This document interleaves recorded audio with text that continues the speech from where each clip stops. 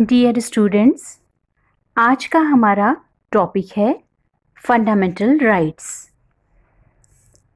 आप लोग second year के स्टूडेंट्स हैं और सेकंड पेपर का अध्ययन कर रहे हैं इंडियन पॉलिटिकल सिस्टम, जिसकी सेकंड यूनिट में यह टॉपिक दिया गया है। इसके पूर्व में हम भारत की संविधान सभा का गठन, उसकी कार्यप्रणाली, भारतीय संविधान की विशेषताएं और प्रस्तावनाओं का अध्ययन, जो प्रस्तावना है उसका अध्ययन हम कर चुके हैं। आज हम बच्चों पढ़ेंगे मूल अधिकार किसे कहते हैं और क्यों इसकी आवश्यकता है। तो बच्चों, सबसे पहली बात, भारत विश्व का सबसे बड़ा लोकतंत्र है और मूल अधिकार किसी भी लोकतंत्र की व्यवस्था के आधार स्तंभ हैं। व्यक्ति और राज्य के जो आपस के संबंध होते हैं, उनकी प्रारंभ से ही एक समस्या रही है कि क्या व्यक्ति को बहुत अधिक स्वतंत्रता दी जानी चाहिए अथवा राज्य को व्यक्ति की स्वतंत्रता को नियंत्रित करना चाहिए। इस तरह के प्रश्न विगत समय से हम सुनते आ रहे हैं और सबके मन में जिज्ञासा बनी रहती है इस तरह के प्रश्नों के प्रति। और माना भी जाता है कि यदि शांति और न्याय व्यवस्था को बनाए रखना है तो नागरिकों के जीवन पर राज्य का नियंत्रण जरूरी है। अगर राज्य का नियंत्रण नहीं होगा तो व्यक्ति का जो आचरण है वह स्वतंत्रता से परे जाकर स्वच्छंदता में बदल सकता है, जिसके नकारात्मक प्रभाव संभव है। तो दूसरी ओर यह भी माना जाता है कि राज्य की शक्ति पर भी कुछ सीमाएं लगा देना जरूरी है, जिससे कि राज्य मनमाने तरीके से आचरण न करे और व्यक्ति की स्वतंत्रता, व्यक्ति के संपूर्ण विकास और व्यक्ति के अधिकारों की रक्षा हो सके। तो मूल अधिकार जो है वो व्यक्ति की स्वतंत्रता और अधिकारों के हित में राज्य की शक्ति पर प्रतिबंध लगाने के श्रेष्ठ उपाय हैं। फ्रांस की राज्य क्रांति ने संपूर्ण विश्व को स्वतंत्रता, समानता और भ्रातृत्व का संदेश दिया था। क्रांति के उपरांत फ्रांस की राष्ट्रीय सभा ने 1789 के नवीन संविधान में मानवीय अधिकारों की घोषणा को शामिल करके नागरिकों के कुछ अधिकारों को संवैधानिक रूप देने की प्रथा प्रारंभ की। यदि हम ऐतिहासिक परिप्रेक्ष्य में और आगे देखें तो उसके बाद संयुक्त राज्य अमेरिका के संविधान में 1791 में प्रथम 10 संशोधनों के द्वारा व्यक्तियों के अधिकारों को संविधान का अंग बनाया गया। ये जो संशोधन हुए थे इन्हें सामूहिक रूप से बिल ऑफ राइट्स कहा गया, अधिकार पत्र कहा गया। इसका प्रभाव अन्य यूरोपियन राज्यों के संविधानों पर पड़ा। प्रथम महायुद्ध के बाद कई पुराने राज्यों और युद्ध के बाद स्थापित नवीन राज्यों के संविधानों में मूल अधिकारों को शामिल किया गया। इस संदर्भ में जर्मनी का वीमर संविधान और आयरलैंड का संविधान विशेष रूप से उल्लेखनीय है। सेकेंड वर्ल्ड वॉर जब हुई थी, आपको पता है 1945 में समाप्त हुई थी सेकेंड वर्ल्ड वॉर, तो उसके पहले भी मूल अधिकार का विचार बहुत लोकप्रिय हुआ और युद्ध के बाद भारत, बर्मा, जापान जैसे देशों के संविधानों का निर्माण हुआ। इन सभी में मूल अधिकारों को शामिल किया गया। 10 दिसंबर 1948, बच्चों आपको जानकारी होगी कि 10 दिसंबर को हम ह्यूमन राइट्स डे के रूप में हम सेलिब्रेट करते हैं, जिसका कारण 10 दिसंबर 1948 की मानवीय अधिकारों की सार्वभौमिक घोषणा है। अंतर्राष्ट्रीय अधिकार पत्र स्वीकार किया गया और मूल अधिकारों के विचार ने एक सर्वमान्य धारणा का रूप ग्रहण कर लिया। संविधान जो है भारत का, उसके भाग 3 में अनुच्छेद 12 से 35 तक मूल अधिकारों का विवरण है। इस संबंध में भारत के संविधान निर्माता अमेरिकी संविधान यानी अधिकार के विधेयक से प्रभावित रहे। भारतीय संविधान के भाग 3 को भारत का मैग्ना कार्टा भी कहा जाता है, जो कि बहुत उचित है। इसमें एक लंबी और विस्तृत सूची में न्यायोचित मूल अधिकारों का उल्लेख किया गया है। वास्तव में मूल अधिकारों के संबंध में जितना विस्तृत विवरण हमारे संविधान में प्राप्त होता है, उतना अन्य देशों में नहीं दिखाई देता। संविधान के द्वारा बिना किसी भेदभाव के हर व्यक्ति के लिए मूल अधिकारों के संबंध में गारंटी दी गई है। इनमें प्रत्येक व्यक्ति के लिए समानता, सम्मान, राष्ट्रहित और राष्ट्रीय एकता को समाहित किया गया है। मूल अधिकारों का तात्पर्य राजनीतिक लोकतंत्र के आदर्शों की उन्नति से है। ये अधिकार देश में व्यवस्था बनाए रखने और राज्य के कठोर नियमों के खिलाफ नागरिकों की आज़ादी की सुरक्षा करते हैं। ये विधानमंडल के कानून के क्रियान्वयन पर तानाशाही को मर्यादित करते हैं। संक्षेप में इनके प्रावधानों का उद्देश्य कानून की सरकार बनाना है, न कि व्यक्तियों की। मूल अधिकार इसलिए इन्हें कहा जाता है क्योंकि संविधान द्वारा इन्हें सुरक्षा प्रदान की गई है, जो कि राष्ट्र का कानून का मूल सिद्धांत है। और इन्हें मूल इसलिए भी कहा जाता है क्योंकि ये व्यक्ति के संपूर्ण विकास यानी कि व्यक्ति का भौतिक, बौद्धिक, नैतिक, आध्यात्मिक, सांस्कृतिक, सामाजिक विकास के लिए आवश्यक है। मूल अधिकारों की जो आवश्यकता इस बात से ही समझी जा सकती है कि किसी भी लोकतंत्र के लिए यह आधार है। मूल अधिकार उस परिवेश का निर्माण करते हैं, उन परिस्थितियों का निर्माण करते हैं जिनके आधार पर बहुमत की इच्छा निर्मित होती है और क्रियान्वित होती है। व्यक्ति का संपूर्ण विकास इस वातावरण में संभव है और उन आधारभूत स्वतंत्रताओं और स्थितियों की व्यवस्था की जाती है जिनके बिना उचित रूप में नागरिक जीवन व्यतीत नहीं किया जा सकता। मूल अधिकार एक दल विशेष की तानाशाही को स्थापित होने से भी रोकते हैं। प्रजातंत्र में मूल अधिकारों का विशेष महत्व है। मूल अधिकार शासकीय और बहुमत वर्ग के अत्याचारों से व्यक्ति की अथवा विशेष रूप से अल्पसंख्यक वर्ग की रक्षा करते हैं।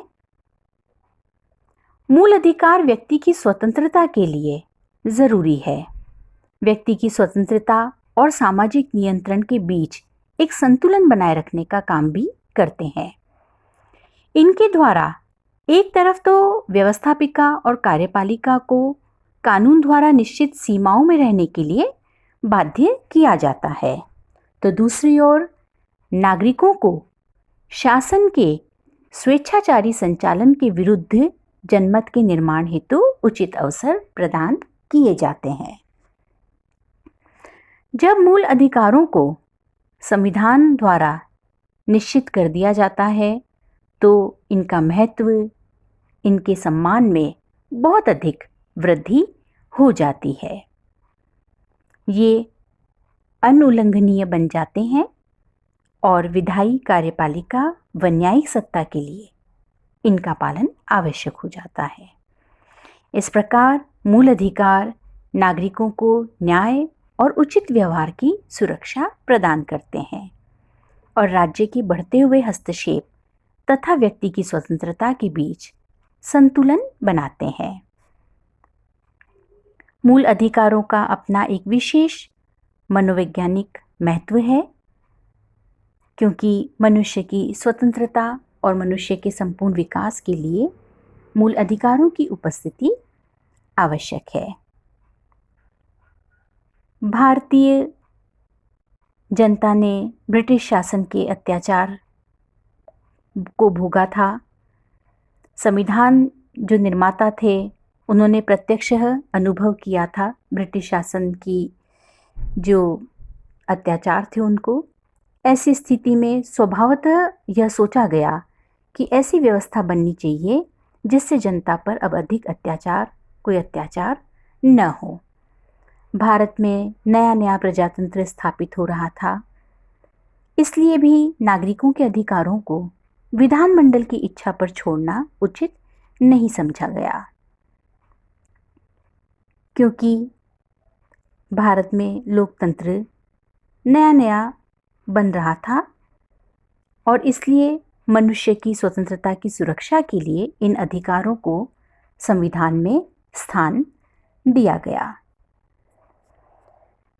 मूल अधिकारों को यदि परिभाषित किया जाए तो कहा जा सकता है कि वे अधिकार जो व्यक्ति के जीवन के लिए मौलिक तथा अनिवार्य होने के कारण संविधान द्वारा नागरिकों को प्रदान किए जाते हैं और जिन अधिकारों में राज्य द्वारा भी हस्तक्षेप नहीं किया जा सकता, मूल अधिकार कहलाते हैं। इस प्रकार मूल अधिकारों को राज्य द्वारा पारित विधियों से उच्च स्थान प्राप्त होता है। ये अधिकार व्यक्ति के संपूर्ण विकास के लिए आवश्यक हैं, लोकतंत्र के लिए आवश्यक हैं। इन्हें देश की मूल विधि यानी कि संविधान में स्थान दिया गया है। साधारणतया संवैधानिक संशोधन की प्रक्रिया के अतिरिक्त इनमें परिवर्तन नहीं किया जा सकता है। गोपालन बनाम मद्रास राज्य का जो विवाद हुआ था, उसमें मुख्य न्यायाधीश ने कहा था, मौलिक अधिकारों की मुख्य विशेषता यह है कि वे राज्य द्वारा पारित विधियों से ऊपर हैं। मूल अधिकारों का अतिक्रमण नहीं किया जा सकता और सबसे इम्पॉर्टेंट बात बच्चों, न्यायपालिका इन अधिकारों की रक्षा के लिए आवश्यक कदम उठा सकती है। मूल रूप से भारत के संविधान में 7 मूल अधिकार प्रदान किए गए थे। समानता का अधिकार, स्वतंत्रता का अधिकार, शोषण के विरुद्ध अधिकार, धर्म की स्वतंत्रता का अधिकार, संस्कृति और शिक्षा संबंधी अधिकार, संपत्ति का अधिकार और संवैधानिक उपचारों का अधिकार। हालांकि संपत्ति के अधिकार को 44वें संविधान अधिनियम 1978 द्वारा मूल अधिकारों की सूची से हटा दिया गया। इसे अनुच्छेद 300 क के तहत कानूनी अधिकार बना दिया गया। ये जो मूल अधिकार आपको बताए गए, इनका हम जो आगे के जो व्याख्यान होंगे उनमें विस्तार से अध्ययन करेंगे, क्योंकि न केवल पॉलिटिकल साइंस का स्टूडेंट होने के नाते हमको इनकी जानकारी ज़रूरी है, बल्कि किसी भी भारतीय नागरिक के लिए अपने अधिकारों की जानकारी होना ज़रूरी है। मूल अधिकारों के संदर्भ में भारतीय संविधान निर्माताओं ने अमेरिका और अन्य आधुनिक संविधानों से प्रेरणा ली, लेकिन उन्होंने भारत की परिस्थितियों को ध्यान में रखते हुए इन मूल अधिकारों को संविधान में शामिल किया। भारतीय मूल अधिकार जो संविधान में दिए गए हैं, तृतीय भाग में ये अधिकार पत्र बहुत ही विस्तृत है और कुछ अनुच्छेद जो है और अधिक विस्तार से उनको बताया गया है। मूल अधिकार व्यवहारिकता पर आधारित है, जैसे कि सभी व्यक्तियों के लिए समानता का अधिकार स्वीकार करते हुए भी पिछड़े वर्गों के विकास के लिए संविधान में विशेष व्यवस्थाएं की गई है। शिक्षा और संस्कृति की स्वतंत्रता के अधिकार में अल्पसंख्यकों की शिक्षा और भाषा संबंधी हितों की रक्षा का प्रबंध भी किया गया है। धार्मिक स्वतंत्रता के अधिकार की व्यवस्था इस दृष्टिकोण से की गई है कि समाज में धार्मिक सहिष्णुता बनी रहे। भारतीय संविधान ने जो मूल अधिकार प्रदान किए हैं उन पर संविधान द्वारा प्रतिबंध भी लगाए गए हैं। अमेरिका के संविधान में मूल अधिकारों पर कोई प्रतिबंध नहीं लगाया गया है, लेकिन जो भारत का संविधान है वह मूल अधिकारों को आवश्यक परिस्थितियों में प्रतिबंधित भी करता है। भारतीय संविधान में प्राकृतिक या अगणित अधिकारों के लिए कोई स्थान नहीं है। केवल उन्हीं अधिकारों को स्वीकार किया गया है जिनका वर्णन संविधान के 3 भाग में है। मूल अधिकारों की रक्षा के लिए पर्याप्त व्यवस्था है। ये केवल कागजी प्रतिज्ञाएं नहीं है, ये पूर्ण वैधानिक अधिकार है और संविधान ने न्यायालयों को आज्ञा दी है कि वे देखें कि नागरिकों के मूल अधिकारों का हनन न हो। संविधान का अनुच्छेद 32 नागरिक अधिकारों की रक्षा के लिए सर्वोच्च न्यायालय की व्यवस्थाएं प्रदान करता है। इस संदर्भ में उच्च न्यायालय अनुच्छेद 226 को भी यह व्यवस्था प्रदान की गई है, क्योंकि अनुच्छेद 13 घोषित करता है कि मूल अधिकारों से असंगत या उनका अल्पीकरण करने वाली विधियां शून्य होगी, अर्थात ये न्यायिक समीक्षा योग्य है। और यह शक्ति आर्टिकल 32 सुप्रीम कोर्ट को और आर्टिकल 226 हाई कोर्ट्स को देता है, जो किसी विधि को मूल अधिकारों का उल्लंघन होने के आधार पर गैर संवैधानिक या अवैध घोषित कर सकते हैं। तो बच्चों, भारत का संविधान भारतीय नागरिकों की स्वतंत्रता की सुरक्षा के लिए, उनके संपूर्ण विकास के लिए मौलिक अधिकारों की व्यवस्था करता है और इन अधिकारों का विस्तार से अध्ययन हम आगामी व्याख्यान में करेंगे।